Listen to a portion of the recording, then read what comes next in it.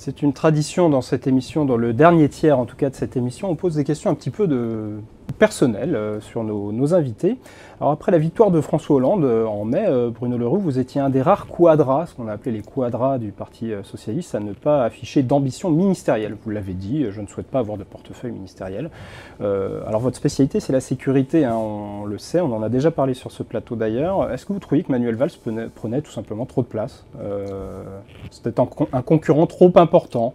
Je n'ai pas simplement réfléchi en regardant cela. Il y avait plusieurs, Manuel, François Rebsamen. D'ailleurs, il n'était pas seul, effectivement. Voilà, nous étions plusieurs à pouvoir faire ça. Mais moi, j'avais dit très longtemps à l'avance qu'il me semblait que pour réussir un quinquennat, alors moi, mon objectif, il est clair.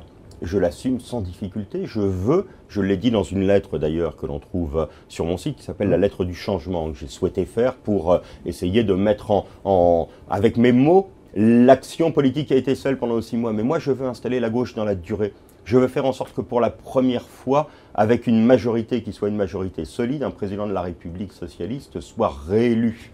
Et donc qu'il y ait une continuité dans l'action des majorités. Et donc j'ai considéré très tôt que la responsabilité de président de groupe était essentielle dans ce dispositif, que la relation que j'avais au président de la République, au Premier ministre, quand il a été nommé, pouvait me conduire à assumer cette responsabilité de bonne façon. Non pas que je n'ai pas envie, vous savez, dans notre République, être ministre, c'est un rêve. Voilà, donc vous en auriez éventuellement envie.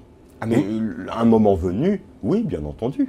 Mais pour l'instant, je considère que ma responsabilité, c'est de faire en sorte qu'il y ait une majorité qui soit loyale, qui soit forte, qui donne de la force à la politique que nous faisons et qui soit capable d'aller sur le terrain pour expliquer aux Français. Un jour, si l'on me propose des responsabilités ministérielles, pourquoi pas ?